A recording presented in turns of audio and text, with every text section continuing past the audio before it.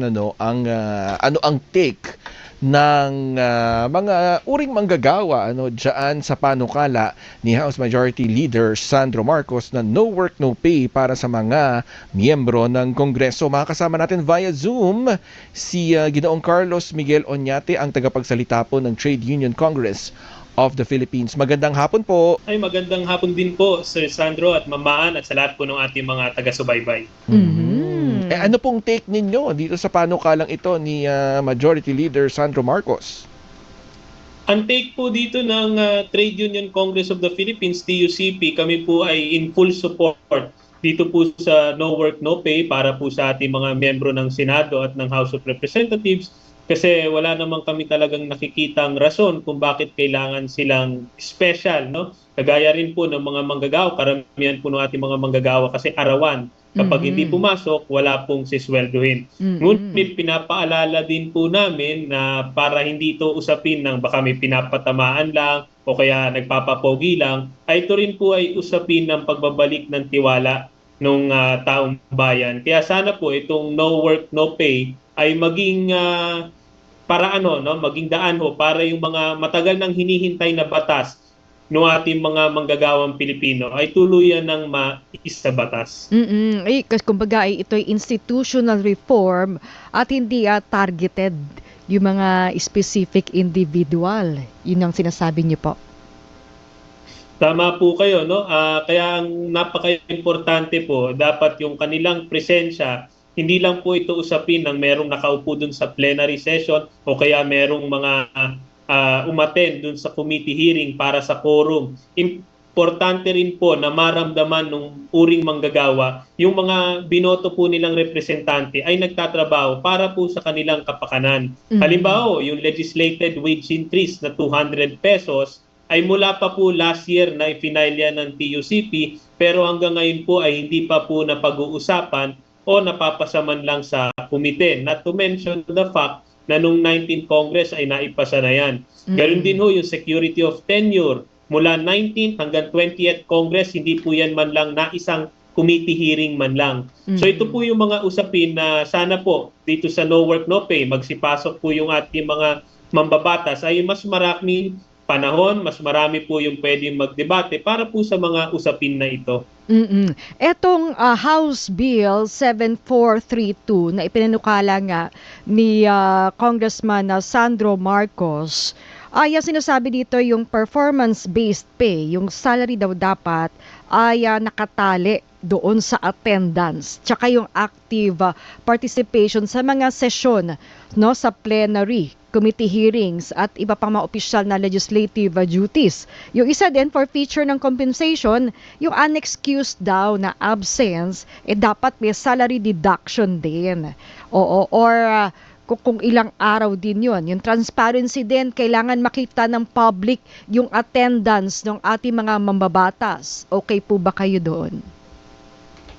Opo, no, napakahalaga po ng mga binanggit na nakalagay po yan dun sa Section 5 ng panukalang batas ni Congressman Sandro Marcos, sapagkat alam din po natin na kailangan pumasok para lang ma-record yung attendance.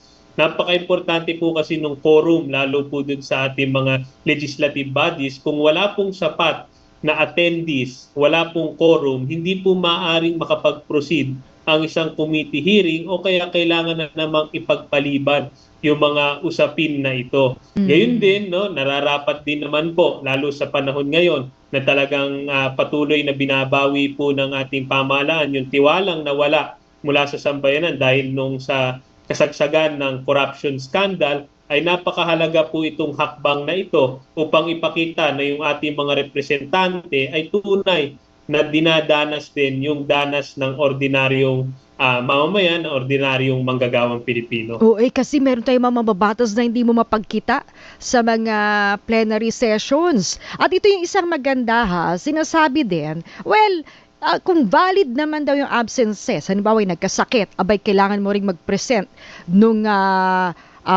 certification from your physician o doctors. Tulad din naman nating mga ordinaryong sahuran, di ba? Na pag pumasok tayo, kailangan mag-present tayo ng ganon.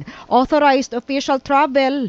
Sabi mo nga, partner, hihingi ka ng medical certificate Oo. or ng leave of absence At sa kailangan travel authority. At tulad, 'di ba, tayo din pag-absent, kailangan approved ng HR. Tama. 'Di ba, makikiusap ka din, pwede po ba akong umabsent kasi iaawas yun doon sa mga leave of absence. Ngayon po ba yung mga mababatas may mga ganon, may mga sick leave din or yung binibigyan din ng vacation leave? Sir. Ang pagkakalam ko po hindi ho ganun yung kanilang compensation scheme. In fact, yun nga, kaya rin maganda itong panukalang batas dahil noon, nung wala itong panukala hanggang sa kasalukuyan, ay talagang makukuha ang buong buo, no? Yung benepisyo, yung sweldo, at lahat ng mga tinatanggap po ng ating mga mambabatas. Maganda rin po itong panukalang ito bilang isang wake-up call. No? Sana maranasan din ng ating mga mambabatas itong pagiging no work, no pay. Isipin niyo po, sa karaniwang minimum wage earner na nasa NCR, 695 pesos po ang kanyang minimum wage, napakaliit na po. Tapos kung sakali pong siya ay umabsent, ay mawawala pa yung 695 na hindi na nga ho kayang pakainin yung kanyang pamilya. Kaya sana ito rin pong panukala na ito ay hindi lamang po maging yun papogi o pangkuha ulit ng tiwala ng ating mga kabayan. Pero sana maikintal din sa isipan ng ating mga mambabatas kung gaano po kahalaga na tugunan yung danas, lalo nung ating mga no work, no pay na workers. Oo, at ito ang maganda. Ay, sorry, partner. Maraming break. Marami silang break doon. Marami silang break at matatagal. Minsan 1 buwan, 2 buwan. O naman, doon na kayo mag-abroad kung gusto nyo. O itong isang maganda, Sir Carlos, no? Ang sinasabi, may penalty. Sorry. Kapag pineke yung attendance record at nag-claim ng compensation kahit hindi nag-duty, hindi pumasok, classified daw as misconduct. No, pwedeng the usual na parusa, pwedeng masuspend at pwedeng ikatanggal din ba ito? Sir Carlos, yun daw yung mga penalty na pwedeng kaharapin ng mga mambabatas na laging absent. Wini-welcome po namin yung mga penalties na yan.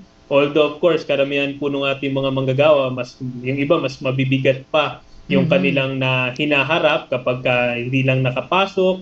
Minsan may mga emergencies na biglaan, talagang minsan suspension o minsan yung iba tinatanggal dahil hindi naman sila regular na manggagawa. No? Sa katunayan nga, although welcome namin itong hakbang na ito, ay in fact, dapat ito rin ay maging wake-up call para sa ating namang mga mamamayan na yung ating mga mambabatas na ating binoto dyan sa Kongreso at sa Senado ay dapat ilagay din natin sila sa mas mataas na standards. Dapat yung kanilang standards of kanilang attendance, o kanilang conduct, yung kanilang active participation dyan sa mga legislative bodies na tayo ang bumoto sa kanila ay sana mapanatili po natin. No? Sana itong panukalang batas na ito, sponsored by no less than House Majority Leader Sandro Marcos, ay tuluyang maging batas. No? Especially since being the presidential son, perhaps the president can even certify this as urgent para ito talaga yung concrete commitment ng ating Kongreso, no?